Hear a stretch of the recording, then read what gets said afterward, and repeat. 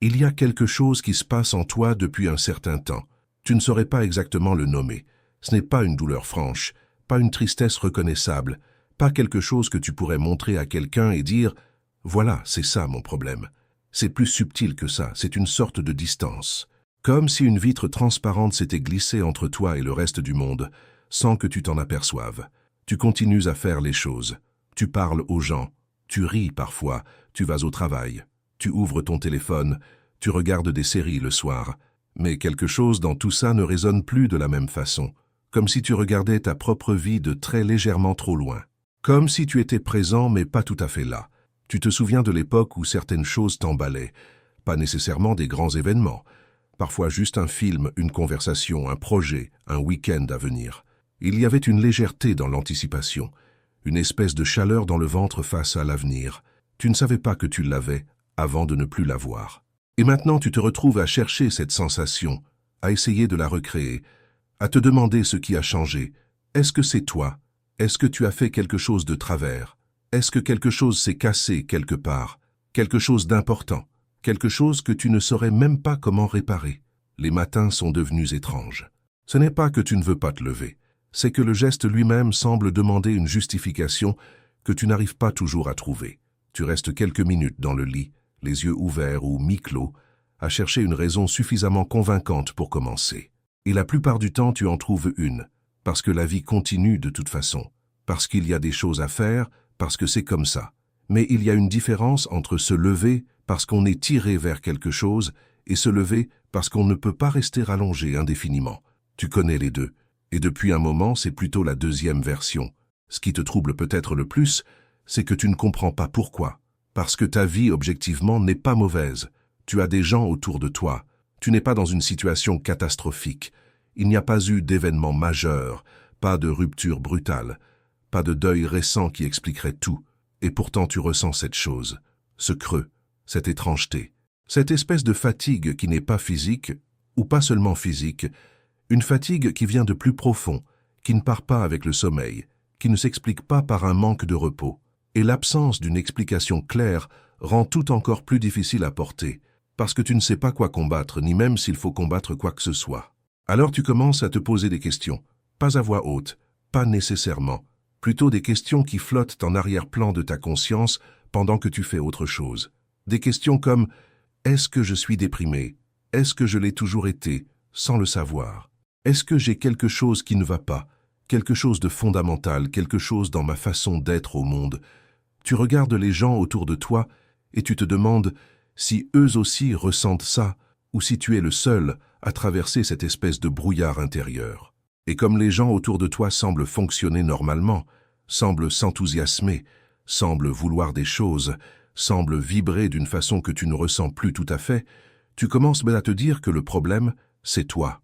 Cette pensée est peut-être la plus lourde à porter, l'idée d'être cassé, d'être différent dans le mauvais sens du terme, d'avoir quelque chose de défectueux dans ton rapport à l'existence. Parce que la question que tu ne poses pas directement, mais qui est là quand même, quelque part c'est « Est-ce que je suis normal ?» Et derrière cette question, une autre, encore plus silencieuse, « Est-ce que je mérite de me sentir bien ?» Est-ce que cette absence d'enthousiasme est une punition, un symptôme, un signe que j'ai raté quelque chose d'essentiel quelque part? Ce que je veux te dire, et je vais le dire simplement, sans chercher à t'impressionner, ni à te convaincre de quoi que ce soit, c'est que ce que tu vis a un nom. Pas un diagnostic, pas une pathologie, pas un label clinique, juste un nom, un processus. Quelque chose qui arrive à certaines personnes, à certains moments de leur vie, et qui ne signifie pas qu'elles sont brisées. Ça signifie qu'elles sont en train de changer, pas de manière spectaculaire, pas comme dans un film où il y a un moment de révélation et une musique montante et tout devient clair, de manière lente, souterraine, souvent inconfortable. Comme quand une dent de lait tombe pour laisser place à une dent définitive, il y a un moment de creux, un moment de vide, un moment où il n'y a pas encore quelque chose de solide à la place de ce qu'il y avait avant. Ce n'est pas une crise, ce n'est pas un effondrement, c'est une transition. Et la raison pour laquelle c'est difficile à reconnaître pour ce que c'est qu'on ne nous apprend pas à reconnaître les transitions. On nous apprend à reconnaître les problèmes. On nous apprend à chercher des solutions. On nous apprend que si quelque chose ne va pas bien, il faut le corriger, l'améliorer, le soigner.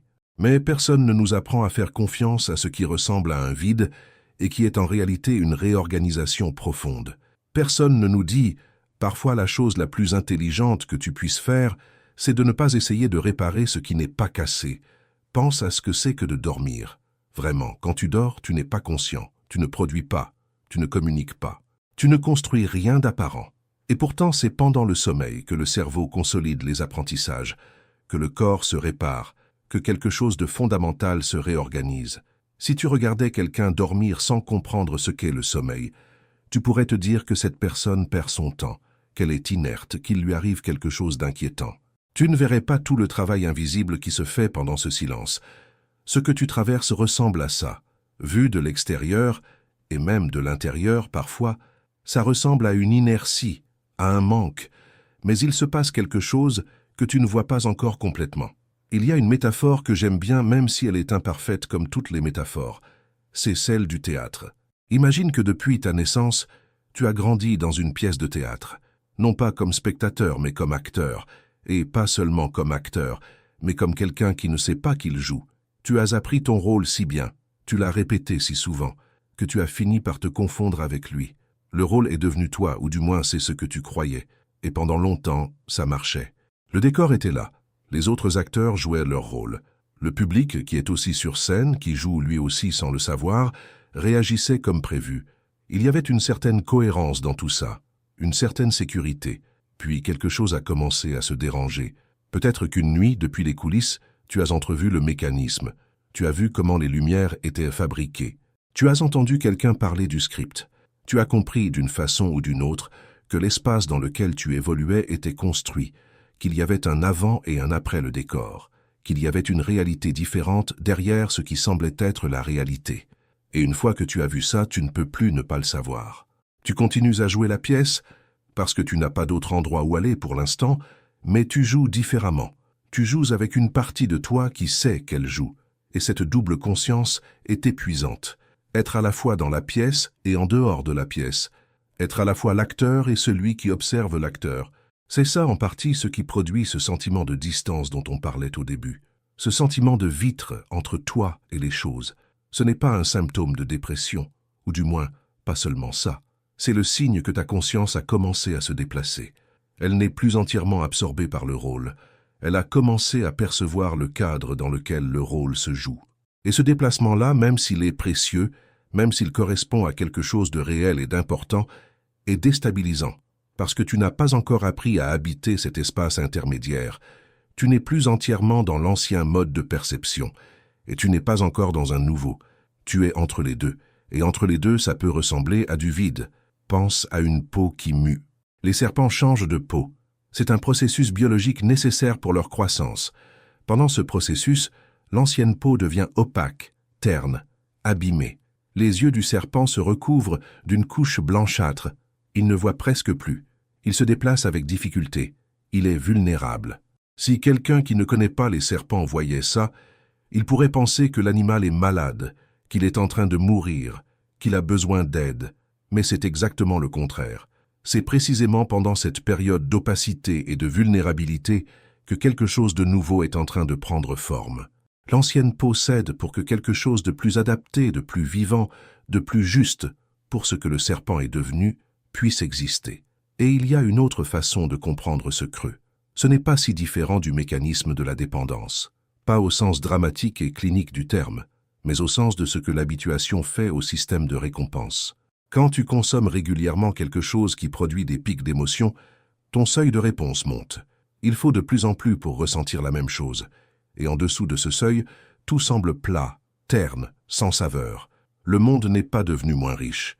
C'est ta capacité à le percevoir qui a été recalibrée vers des attentes qu'il ne peut pas toujours satisfaire. Ce que tu vis comme une perte de goût pour les choses n'est peut-être pas une perte. C'est peut-être une désintoxication. Ton système nerveux en train de revenir à un état de base plus juste, plus honnête, plus calme.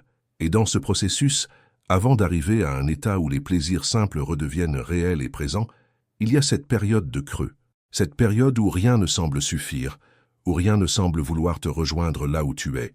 Cette période n'est pas une preuve que tu es incapable de ressentir, c'est une preuve que tu es en train de recalibrer.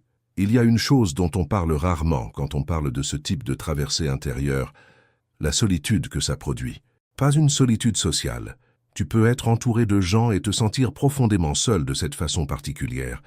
C'est une solitude de perception, l'impression que les gens autour de toi habitent un monde légèrement différent du tien, qu'ils parlent de choses qui t'atteignent moins, que les conversations qui semblent importantes pour eux t'intéressent moins qu'avant, que tu dois faire un effort pour t'engager dans des discussions que tu trouvais naturelles, et que parfois tu renonces à faire cet effort. Ce n'est pas de l'arrogance, ce n'est pas de la supériorité, c'est une désynchronisation temporaire. Quand tu changes, quand quelque chose dans ta façon de percevoir se transforme, tu ne changes pas en même temps que les gens autour de toi. Ils sont où ils sont, toi tu es où tu es. Et si les endroits ne se superposent plus exactement, il y a un écart. Cet écart produit de la solitude. Et cette solitude est normale. Elle n'est pas permanente. Elle n'est pas un verdict sur la qualité de tes relations ou sur ta capacité à aimer. C'est juste la géographie provisoire de ta position actuelle. Cette solitude a quelque chose d'important à t'offrir, même si c'est difficile à recevoir. Elle te force à te confronter à toi-même sans intermédiaire. Elle supprime les distractions relationnelles. Elle crée un espace involontaire, inconfortable mais réel, dans lequel tu peux commencer à entendre ce que tu penses vraiment, ce que tu veux vraiment, ce que tu es vraiment, en dessous des rôles sociaux, des attentes extérieures, des versions de toi-même que tu as construites pour les autres et avec les autres. Ce n'est pas une invitation à te couper du monde. C'est juste la reconnaissance du fait que le silence, même s'il est difficile à habiter, n'est pas vide. Il est plein de quelque chose que le bruit ne laisse pas entendre. Le vide que tu ressens, le creux, l'absence de désir intense ou d'enthousiasme flagrant, tout ça peut être regardé comme un sol nu. Pas comme un désert définitif, mais comme un terrain qui vient d'être labouré. Le labourage détruit l'ordre apparent de la surface. Il retourne ce qui était en place. Il produit quelque chose qui ressemble à un chaos, à une désolation. Mais c'est précisément ça qui prépare quelque chose de nouveau à pousser. Le sol nu n'est pas un sol mort, c'est un sol qui attend. Et l'attente, même quand elle ressemble à de l'inertie, fait partie du processus. Ce que tu attends ne viendra peut-être pas de la façon dont tu l'imagines. Ce n'est peut-être pas une passion qui va t'enflammer. Ce n'est peut-être pas un projet qui va tout clarifier. Ce n'est peut-être pas une conversation ou une rencontre ou une révélation soudaine qui va mettre fin à cette période d'incertitude. Ce sera peut-être plus subtil que ça. Une matinée où tu te lèves et où les choses semblent légèrement moins lourdes. Un moment où quelque chose que tu fais t'intéresse genuinement, sans effort, sans te forcer. Un retour progressif, d'une curiosité, d'un appétit, d'une présence à ce que tu fais. Pas une explosion, pas un feu d'artifice. Plutôt comme le retour de la lumière après un hiver long. Pas un moment unique, mais un glissement progressif vers quelque chose de plus clair. Mais il y a quelque chose d'important à dire maintenant, et c'est peut-être la partie la plus délicate de tout ce qu'on peut dire sur ce genre de traversée. Ce que tu vis, cette conscience accrue, cette distance des choses, ce regard qui voit derrière les surfaces, ne te rend pas meilleur. Ça ne te place pas au-dessus de ceux qui ne le vivent pas. Ça ne te donne pas raison contre ceux qui semblent plus légers, plus enthousiastes, plus contents de participer à des choses que tu trouves superficielles. Et il est absolument essentiel de le comprendre, parce que l'un des pièges les plus subtils et les plus dangereux de ce genre de traversée, c'est la tentation de transformer une expérience de lucidité en une forme de supériorité. C'est un piège qui se met en place sans qu'on s'en aperçoive et avec les meilleures intentions. Tu commences par constater que tu vois certaines choses que tu ne voyais pas avant. Ce n'est pas faux, ta perception a changé et tu perçois effectivement certaines structures que tu ne percevais pas. Mais il y a un glissement possible entre voir plus clairement certaines choses et croire que tu vois tout plus clairement. Entre comprendre certains mécanismes et croire que tu as compris l'ensemble du tableau. Ce glissement est très humain et il est très séduisant parce qu'il offre une narration consolante sur ta différence. Il transforme ce qui est une expérience difficile et déstabilisante en une preuve de ta valeur supérieure. Mais ce n'est pas de la conscience, c'est de l'ego habillé en conscience. Et la différence est réelle, même si elle est fine. La conscience véritable, si on peut utiliser ce mot, ne te donne pas raison. Elle ne te pose pas au-dessus. Elle te rend plus humble, pas moins. Elle t'ouvre, elle ne te ferme pas. Et si ce que tu traverses produit en toi une forme de mépris pour ceux qui ne le traversent pas, une impatience avec ceux qui te semblent moins éveillés, une froideur envers ceux dont l'enthousiasme te semble naïf, alors c'est un signal, pas le signal que tu as tort de te transformer, mais le signal que quelque chose dans la façon dont tu te rapportes à cette transformation est en train de bifurquer vers quelque chose de moins juste. Il y a quelque chose que Richard Feynman disait, pas sur la conscience ou l'éveil, parce que ce n'était pas son registre, mais sur l'incertitude, sur ce que signifie vraiment comprendre quelque chose. Il disait que les gens qui savent le moins sur un sujet sont souvent les plus certains d'avoir tout compris, et que ceux qui s'y connaissent vraiment sont toujours davantage conscients de ce qu'ils ne savent pas. Ce n'était pas une formule rhétorique de sa part. C'était une observation de terrain, tirée d'une vie entière passée à regarder comment la connaissance fonctionne réellement, non pas comme une accumulation vers un sommet, mais comme une plongée vers une profondeur qui révèle toujours davantage d'étendue à explorer. Ce qu'il décrivait sur la connaissance intellectuelle est vrai aussi pour la connaissance de soi. Plus tu t'approches de quelque chose de réel en toi, plus tu deviens conscient de tout ce que tu ne sais pas encore, de tout ce qui reste obscur, de tout ce qui ne se laisse pas facilement catégoriser. Et cette conscience de ta propre complexité, de ta propre opacité à toi-même, devrait naturellement produire de la douceur envers les autres. Pas de la pitié, pas de la condescendance. De la douceur, une reconnaissance que l'être humain est difficile à habiter pour tout le monde, chacun à sa façon. Ceux qui semblent vivre légèrement ne sont pas nécessairement moins profonds. Ils ont peut-être juste une façon différente d'être profonds. Ou ils traversent leur propre forme de difficulté que tu ne vois pas de là où tu es. Ou ils ont accès à quelque chose que toi tu n'as pas, une facilité à être présent, une capacité à recevoir les plaisirs simples, une légèreté qui n'est pas superficialité, mais grâce. Ne pas reconnaître ça serait une erreur douce, compréhensible, mais une erreur quand même. Il y a aussi quelque chose à dire sur la froideur émotionnelle qui peut accompagner ce genre de période. Parfois les gens qui traversent ça deviennent moins doux dans leurs relations, moins patients, moins disponibles. Pas par méchanceté, mais par une espèce d'économie intérieure, une façon de préserver de l'énergie pour traverser quelque chose qui en demande beaucoup. Et les gens autour d'eux le ressentent. Ils perçoivent cette distance, cette fermeture, cette façon d'être là sans être vraiment là. Et ça peut blesser, ça peut créer des malentendus, ça peut abîmer des liens qui méritent d'être maintenus. Si tu te reconnais dans ça, ce n'est pas une condamnation, c'est une observation à garder en tête. Traverser une période difficile intérieurement ne t'autorise pas à être dur avec les gens qui t'aiment.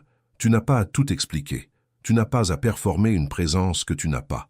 Mais il y a une différence entre être honnête sur le fait que tu traverses quelque chose et devenir inaccessible derrière un mur de distance intellectuelle.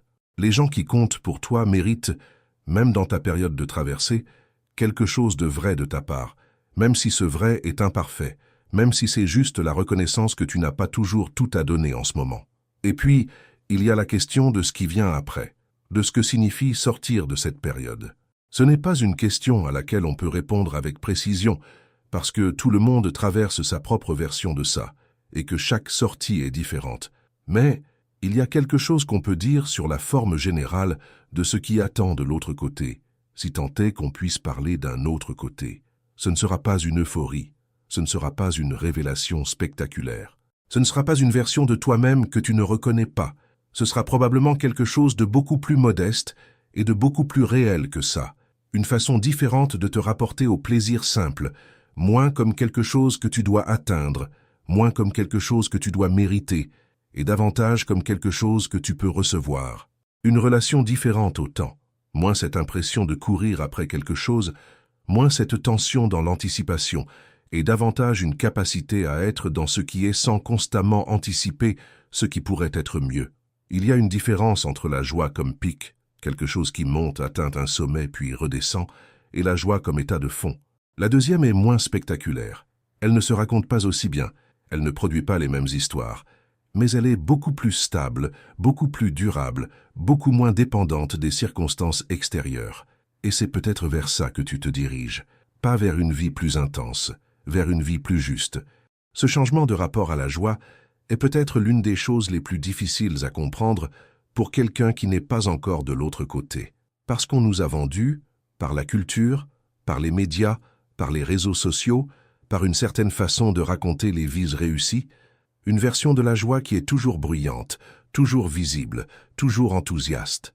La joie qui mérite d'être partagée, photographiée, transmise. La joie comme performance, la joie comme preuve. Et cette version-là est peut-être exactement ce que tu n'es plus capable de ressentir. Pas parce que tu as perdu la capacité à ressentir, mais parce que tu as commencé à percevoir cette version pour ce qu'elle est. Une construction, une mise en scène, quelque chose de vrai parfois, mais souvent habillé d'une façon qui le rend méconnaissable. La joie réelle, quand elle revient, et elle revient, est plus silencieuse. Elle ressemble à regarder par une fenêtre et remarquer la lumière sur les feuilles, sans avoir besoin que quelqu'un d'autre remarque que tu l'as remarqué. Elle ressemble à une conversation qui va quelque part de vrai sans avoir à en faire quelque chose. Elle ressemble à un travail bien fait, pas pour l'approbation qu'il va obtenir, mais pour la satisfaction intrinsèque du faire. Elle ressemble à une connaissance, pas au sens intellectuel, mais au sens du sentiment d'être à sa place, d'être soi-même dans ce qu'on fait, sans distorsion, sans performance, sans gap entre ce qu'on montre et ce qu'on est. Ce n'est pas moins que ce que tu avais avant. C'est différent. Et pour beaucoup de gens qui ont traversé ce que tu traverses, c'est plus, pas plus intense, mais plus réel, plus ancré, moins susceptible de s'effondrer au premier changement de circonstances, moins dépendant de ce que les autres pensent, de ce qui arrive ou n'arrive pas, de si les choses se passent comme prévu. Quelque chose qui a ses racines plus profondément en toi que les versions précédentes. Alors voilà ce que je veux que tu retiennes de tout ça, si tant est qu'on puisse réduire quelque chose d'aussi complexe à ce qui peut être retenu. Tu n'es pas cassé, tu n'es pas en train de perdre la capacité à aimer, à ressentir, à vouloir, à vivre. Tu es en train de traverser quelque chose de difficile, qui ressemble à une perte, parce que c'est en partie une perte de certaines façons d'être que tu avais et qui ne sont plus disponibles de la même façon. Mais les pertes ne sont pas toutes des catastrophes. Certaines pertes sont des passages, certaines pertes font de la place. Et si la seule chose que tu fasses pendant cette période, c'est de ne pas décider que quelque chose est fondamentalement et définitivement cassé en toi, si tu peux tenir cet espace de non-certitude, cette position d'attente sans capitulation, alors tu fais déjà quelque chose de juste. Tu n'as pas à tout comprendre maintenant. Tu n'as pas à tout résoudre maintenant. Tu n'as pas à savoir exactement ce que tu deviendras de l'autre côté de ça. Tu as juste à continuer à être honnête avec toi-même, à continuer à regarder ce qui se passe en toi avec la même curiosité calme que tu pourrais porter sur n'importe quoi d'autre qui mérite d'être regardé. Le matin où se lever sera à nouveau simple, pas parfait, pas facile tout le temps, mais naturel, possible, orienté vers quelque chose. Ce matin arrivera. Peut-être pas demain, peut-être pas dans 2 semaines, mais il arrivera. Et quand il arrivera, tu n'auras peut-être même pas la certitude que ça y est, que la traversée est finie. Ce sera juste une matinée où les choses semblent un peu moins lourdes. Et c'est suffisant. C'est vraiment suffisant. Le silence en toi n'est pas vide. Il n'a jamais été vide. Il était juste en train de devenir quelque chose que tu n'avais pas encore les yeux pour voir.